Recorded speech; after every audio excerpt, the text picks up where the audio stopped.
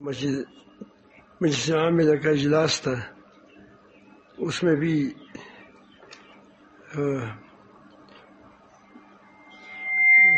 وقت گزارا تک کیا ہوا۔ پھر پرسوں وہ خانقاہ میں انہوں نے ترتیب بنائی تھی وہاں کراچی میں۔ ظاہر ہے کہ وہاں پھر لوگ الحمدللہ جمع ہو گئے تھے بہت زیادہ، تو وہاں پھر دیر تک مشغول رہا۔ پھر کل میرے خیال تک کہ جمعہ کا دن ہے، کوئی چھٹی مل جائے گی، تو انہوں نے پھر ترتیب بنائی تھی، اور کراچی کی گرمی بھی تھی، تو وہاں ایک عرصہ وہ ہوا، بیان بھی ہوا۔ تو پھر مجھے باقاعدہ تعالیٰ بہت سہولتیں بھی دی۔ اللہ تعالیٰ ہمارے پاکستان والوں کو آباد کریں، نیک لوگ ہیں، صالح لوگ ہیں۔ کوئی تکلیف تو مجھے راستے میں نہیں ملی، کیونکہ وہ جہاز والوں نے انتظام ایسے کیا تھا کہ نماز بھی میں نے پڑھ لی مغرب کی۔ مغرب تک میں مصروف رہا، جیسے آپ کے ذہن میں یہ بات ہو، نماز بھی وہاں پڑھی، اور پھر انہوں نے اپنے ساتھ لے کر اپنے ہاتھوں ہاتھ لے لیا اور وہاں پہنچا بھی دیا، اور عزت کی جگہ پر بٹھا دیا۔ ایسی کوئی تکلیف نہیں تھی، لیکن انسان پھر بھی بیٹھے گا، چلے گا، باتیں کرے گا، کچھ تو کرے گا۔ تو پھر تقریباً 11:30 بجے میں پھر پشاور آ گیا۔ پشاور میں ساتھی تھے، 11:30 بجے یا 11:45 بجے فارغ ہوا۔ پھر وہاں سے بھاگے، وہاں کچھ مشورے تھے، محمد صاحب آئے تھے، مدنی مولانا محمد، پھر ان کے ساتھ مشغول رہا، پھر یہاں بھاگا آیا۔ تو اس لیے کچھ تھکاوٹ محسوس ہوگی کہ میں آپ کے لوگوں سے بڑا خوش ہوں، تو آپ میری تھکاوٹ کو خفگی پر محمول نہ کریں۔ اللہ تعالیٰ آپ لوگوں کو بہت ہی نوازے۔ دراصل یہ چند دن کی زندگی ہے، بہت تھوڑی مہلت اللہ تعالیٰ نے ہمیں دی ہے، کوئی زیادہ مہلت نہیں ہے۔ کسی کے پاس 50 سال ہے، کسی کے ساتھ 40 سال ہے، کسی کے ساتھ 60 سال ہے، 100 سال سے تو شاید کسی کی عمر زیادہ ہو، لیکن 100 سال کے بعد وہ کسی کام کا نہیں ہوتا، یا ویل چیئر پر ہوتا ہے، یا اس کو لوگ دونوں ہاتھوں سے پکڑ کر کے لے جاتے ہیں۔ اس وقت وہ کچھ نہیں کر سکتا، الا ماشاء اللہ بعض لوگ تکڑے ہوتے ہیں، وہ کرتی بھی ہے۔ اس تھوڑی سی عمر میں انسان دنیا سے کچھ توشہ لے جائے، یہ ہوشیار آدمی ہے۔ کچھ بنائے۔ اگر ایک آدمی گھر سے مزدوری کے لیے گھر والوں نے بھیجا کہ تم قطر جاؤ یا سعودی عرب جاؤ یا دبئی وغیرہ لوگ جاتے ہیں، وہاں جاؤ اور وہاں سے ہم کمزور ہیں، فقیر ہیں، کچھ کما کے لاؤ، اور وہ وہاں جائے، اس کو کاروبار بھی ملتا ہو، اس کی صلاحیت بھی ہو کہ وہ کام کر بھی سکتا ہو، اور پھر وہاں وہ وقت اللہ میں گزارے، جب گھر واپس جائے گا تو بہت بڑا شرمندہ ہوگا کہ خرچے بھی کیا، مال بھی خرچ کیا، پاسپورٹ پر بھی پیسہ خرچ ہوا، آنے جانے پر کی ٹکٹ بھی لگ گئی، اور وہاں کچھ کمایا بھی نہیں، اور یوں ہی وقت گزارا،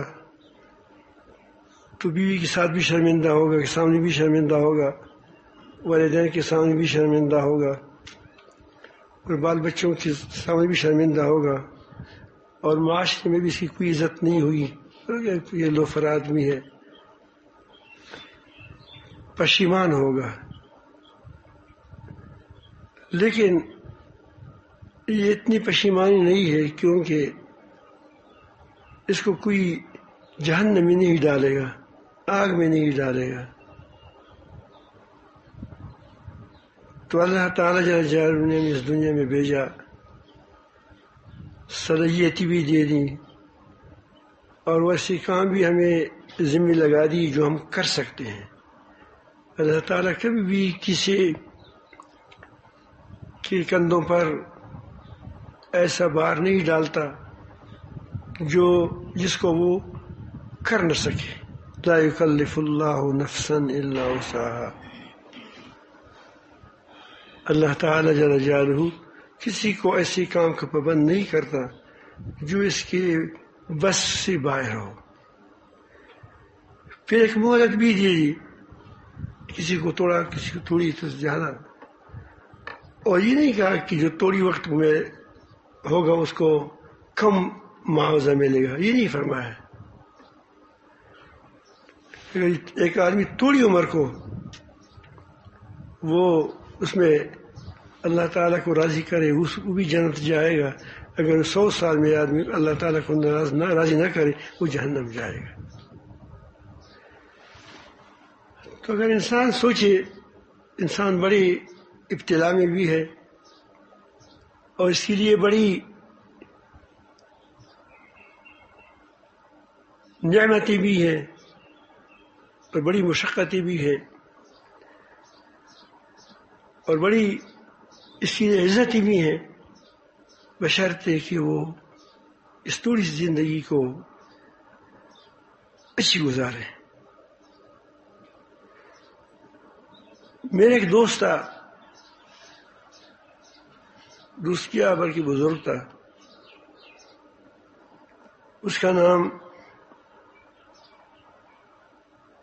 حضرت منیر شاہ صاحب تھے، منیر شاہ صاحب رحمۃ اللہ علیہ۔ اور یہاں اس کی عینی گواہ موجود ہے، حضرت مولانا حضرت حاجی محبوب الرحمن صاحب سیدہ مجدم، یہ ہماری ثوابی کے رہنے والے ہیں، کلنجر کون ہے،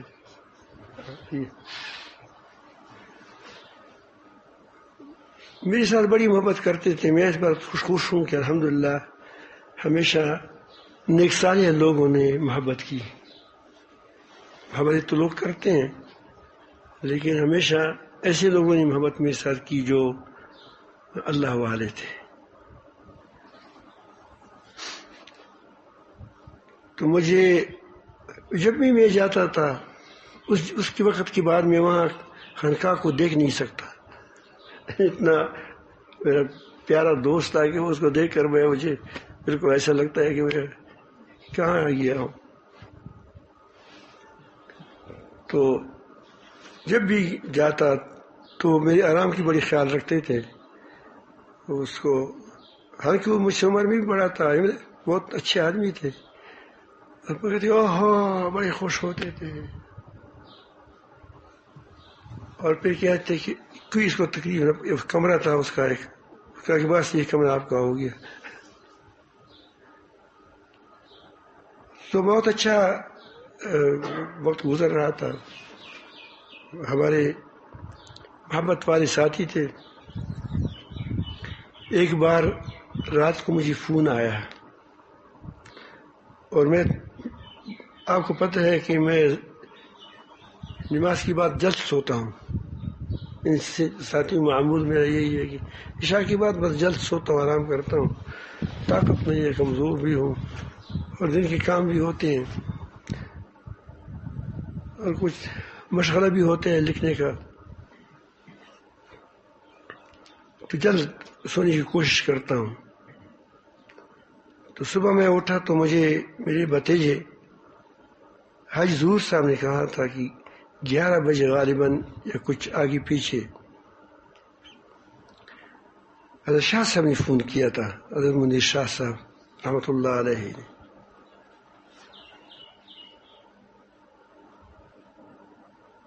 مجھے کہا، میں نے اس کو کہا کہ اس کو کیا فرما رہے تھے؟ اس نے کہا کہ بس ہمارے لیے دعا کریں. میں تشویش میں پڑ گیا کہ حضرت شاہ صاحب کو میری معمول کا بھی پتہ ہے، حضرت منیر شاہ صاحب رحمۃ اللہ علیہ کو، اور ہماری عادت بھی اسے معلوم ہے کہ اس وقت یہ جلد سوتا ہے. اب اس وقت اس نے فون کیوں کیا تھا؟ یہ مجھے تشویش ہوئی.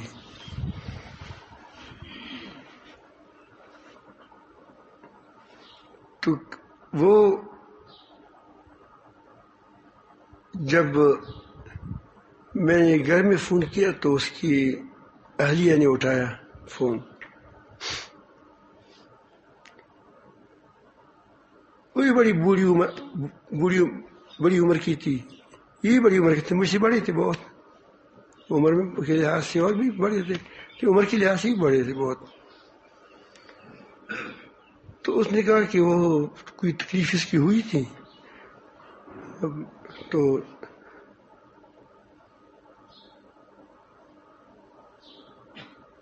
اب وہ آرام ہے، سے ہے الحمدللہ. تو اس میں خوش ہوا، لیکن مجھے کٹ کر لگا کہ شاہ صاحب نشاہ صاحب مجھے اس طرح فون نہیں کرتے، شاید کوئی وجہ ہو. بہرحال آپ کو پتہ ہے، جب میں یہاں آ جاتا ہوں تو پھر مصروف ہو جاتا ہوں، پھر مہمان ہو جاتے ہیں، اسباق بھی ہو جاتے ہیں. جب اسباق کے وقت شروع ہو جاتا ہے، میری غفلت تھی سمجھو،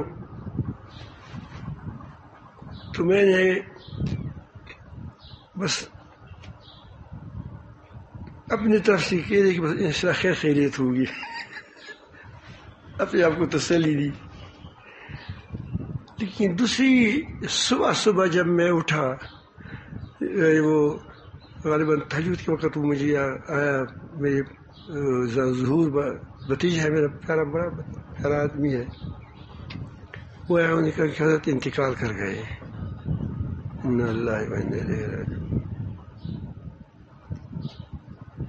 پھر وہاں سے باغی میں آ گیا، ہری پور آ گیا، بارش بھی تھی. تو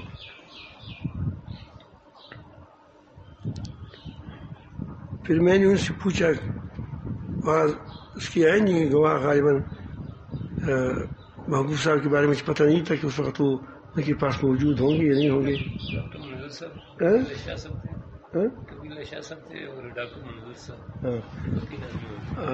وہ بھی تھے، رحمت علی بابا تھے، اس ساتھی تھے، وہاں خرقہ میں ہوتے تھے.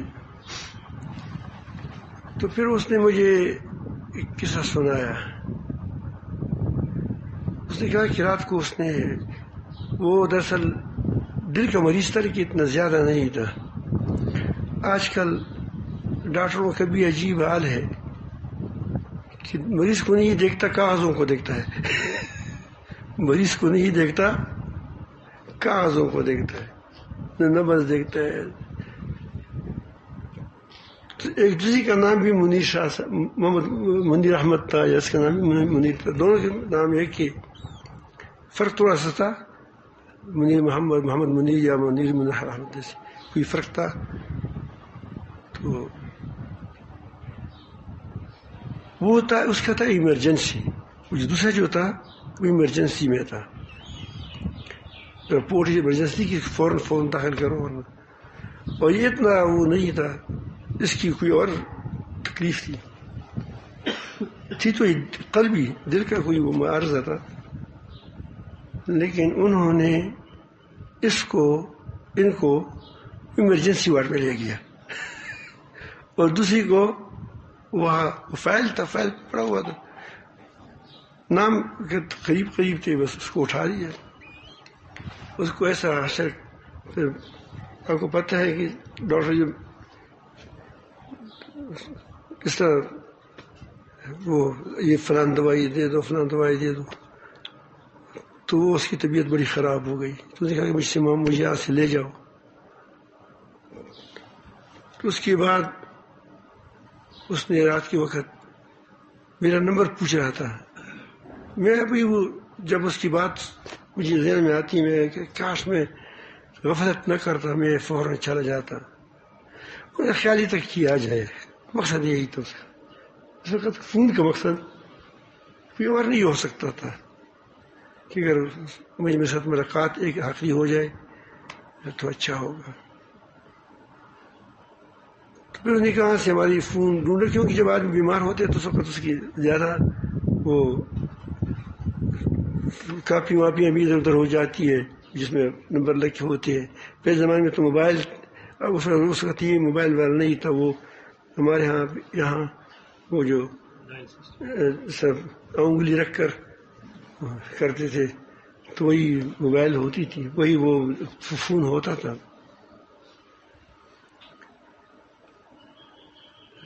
تو مجھے افسوس بھی ہوا کہ مجھے تنبیہ بھی ہو گئی کہ گویا وہ کہتے کہ میرا آخری وقت ہے.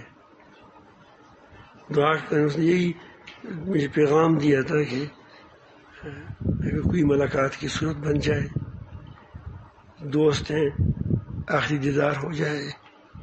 اس لیے ہمیں ہر کسی کو دنیا سے جانا ہے، اور ہم اپنی بھائی اور اپنی بیٹوں کی دیدار کی خواہش مند ہوں گے کہ فلان بیٹا فلان جگہ ہے، کاش وہ آ جاتا تو اچھا ہوتا.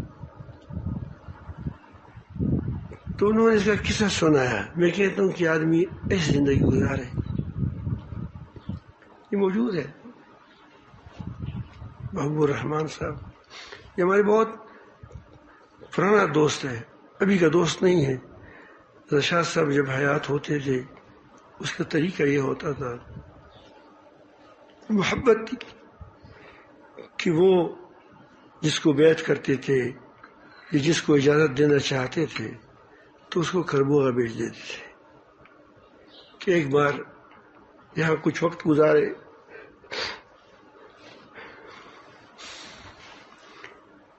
تو اس سے وہ پھر اس کا اطمینان ہوتا تھا، پھر اس کو اجازت دیتے تھے. تو نواز شاہ صاحب کی زندگی میں انہوں نے وقت لگائے تھے، ایسا تھا ہم لوگ اس کی زندگی میں یہ نہیں کہ وہ اس کی بات لگائے تھے، بڑے اعتماد کرتے تھے. تو یہ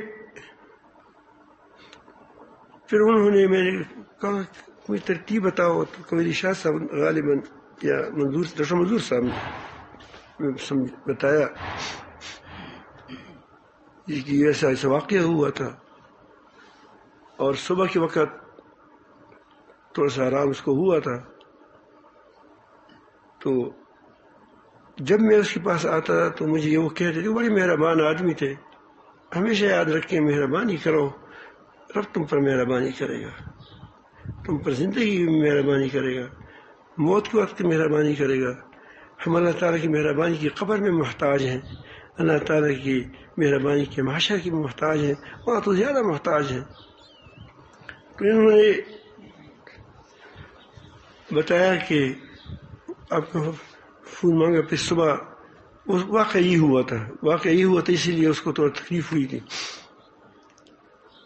تو اللہ پاک معاف فرمائے کوئی بات ادھر ادھر ہو جائے تو اسی اصلاح ہمارے محبوب الرحمان صاحب حاجی محبوب الرحمان صاحب کریں گے.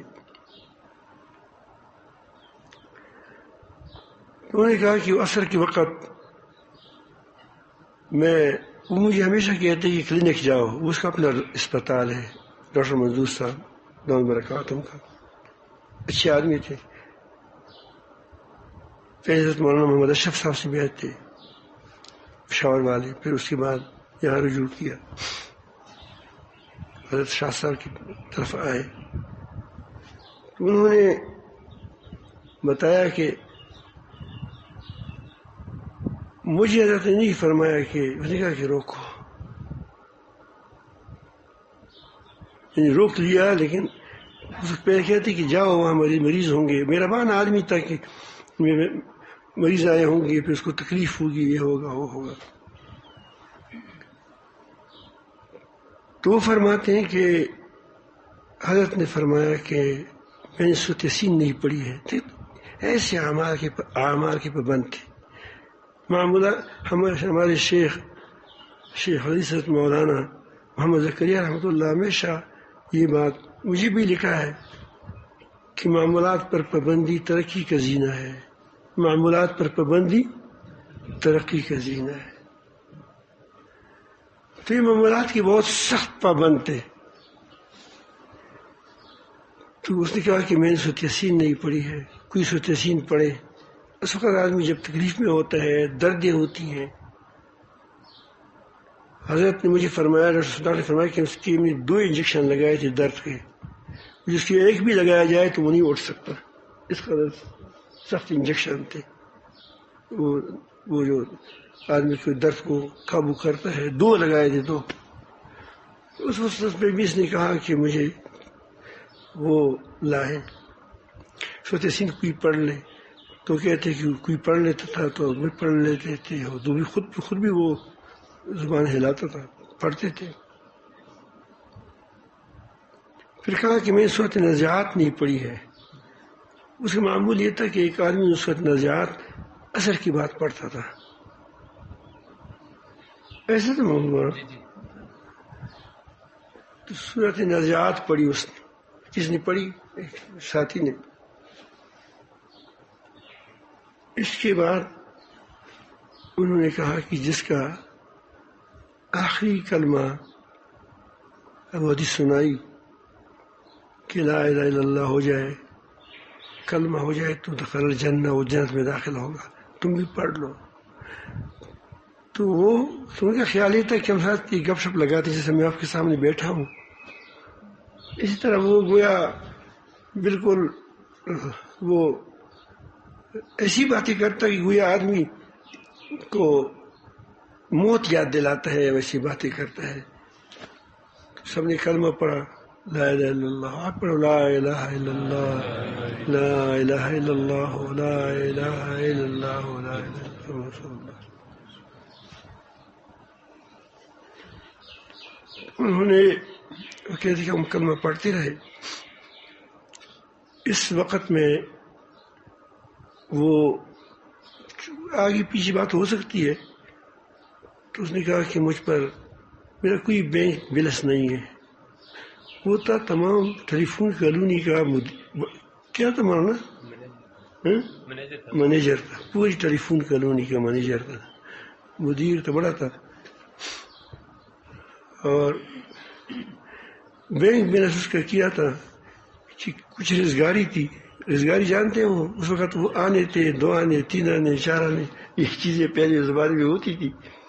روپیہ نوٹ ووٹ نہیں ہوتے تھے، لیکن وہ بڑی بڑی نوٹ ہوتے تھے. پھر چھوٹی چیزوں کے لیے آنا، 2 آنے، 3 آنے، کہ یہ طاقچے میں رکھی ہے پیسے.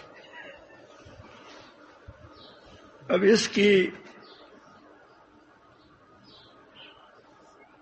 عہدے کو دیکھو، اس کی مالیت کو دیکھو. یہ اس کی کل مال تو کوئی بینک میں یہ ہے، وہی بینک وہی وہ کیا تاک چاہتا. کبھی اس کی بیٹی تھی، کبھی وہ بھیج دیتا تھا. سعودی عرب میں تھی غالباً. اس کے گھر کے معاملات میں بڑا بے دخیل رہا. جو معاملہ پوچھنا ہوتا تھا، کسی بیٹی کی شادی کرنی ہوتی تھی یا کوئی معاملہ ہوتا تھا، ضروری معاملہ میں بھی زیادہ اس میں دخیل رہا ان کے ساتھ. وہ پوچھتے تھے، اعتماد بھی کرتے تھے. وہ مجھے چھوٹے بھائی سمجھتے تھے، اور وہ لیکن اعتماد بہت زیادہ کرتے تھے. تو انہوں نے کہا کہ مجھے نہ مجھ پر کسی کا قرض ہے، نہ میرا کسی پر قرض ہے. کتنی حیثیت کی موت ہے، اللہ پاک ہمیں بھی نصیب فرمائے. اور یہ ہے رزگاری. اور یہ خانقاہ جو میں نے بنائی ہے، اس کو حکومت یہ لیز پر جگہ دیتی ہے. اس میں یہ خانقاہ کے لیے ہے، اور یہ گھر جو میری ہے یہ بیوی کے لیے ہے. اس کا ایک بیٹا تھا، باقی بیٹیاں تھیں، شادی ہوئی تھی. تو جب تک وہ حیات رہی تو اسی کی تھی، پھر اس کی بات منتقل ہو جاتی ہے. تو اس کے بعد اس کی تھوڑی سی اس پر آلودگی آ گئی. اور مسواک جو ہے تازہ بکری جو ہے مسواک منگوائی تھی تو میں بتاتا ہوں، اس پر آ جاتا ہوں. عنودگی آ گئی. عنودگی کے بعد پھر تھوڑا سا وہ ہوش میں آیا تو فرمایا کہ فلاں جگہ کتاب پڑھی ہے کشف المحجوب. دیکھو میں کیسے مجھے یاد ہے کشف. سال میں ایک بار قصہ سناتا ہوں، مجھے محبت ہے، اچھی لگتی ہے. تو انہوں نے فرمایا کہ وہ کشف المحجوب کتاب ہے، اس کو اٹھائیں. ڈاکٹر صاحب کہتے کہ میں حیران رہ گیا کہ ان کتابوں میں کیسے ڈھونڈوں گا اس کو، لیکن اس نے معن کہا فوراً کہ وہ جو فلان تاکچے میں ہے اسی میں اکیلا پڑا ہوا تھا. وہ سبز کتاب تھی یا نیلا تھا، میں تو بھول گیا رنگ. وہ ہے اس کے 160 صفحہ یا 126 صفحہ، مجھے اس میں غلط ہو گیا. 126 صفحے سے بات 106 تھا نا. اس صفحے کو تم نکالو. اب اس کو ذہن کو دیکھیں، موت کا وقت ہے، فرشتہ سر پر کھڑا ہے اور ابھی بھی اس کی اپنے ساتھیوں کی اصلاح کی فکر ہے. میرے خیال میں بہت بڑی اللہ تعالیٰ جل جلالہ کی طرف سے بڑی مدد ہوتی ہے. جب کوئی آدمی رب کا ہو جاتا ہے، رب العالمین اس کو چلاتا ہے، خود چلاتا ہے. تو فرمایا کہ اس کو نکال دو. جب نکالا تو اس میں اس کو فلان سر اس کو لکیر باندھتے تھے، اس پر جو چیز ہوتی تھی تو اس پر وہ اس کے ساتھ قلم ہوتا تھا زرد سا یا اس پر وہ اس طرح لکیر کھینچتے تھے کہ یہ اصل جگہ ہے. تو اس نے اس لکیر کی جگہ کو میں پڑھ لیا تو اس میں لکھا تھا کہ اگر تم نے کسی کی خدمت کی، اگر تم نے کسی کی مالی جانی اور تم نے کہا کہ میں نے کی ہے، اگر تم نے سوچا کہ یہ میں نے کی ہے تو تم ہلاک ہو گئے.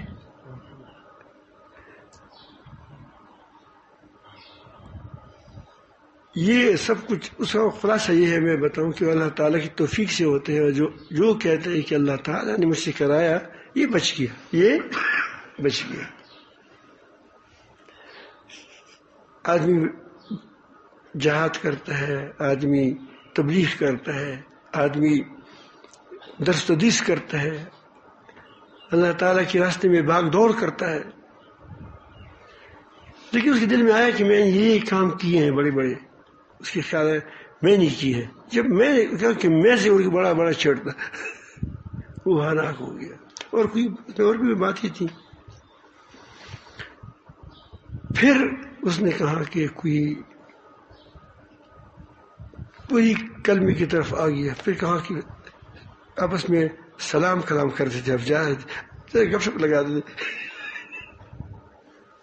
ہاتھ ملاؤ تو ایک ساتھ ہاتھ ملایا، معاف کرو، میں تم کو، مجھے معاف کرو، میں تجھے معاف کرتا ہوں.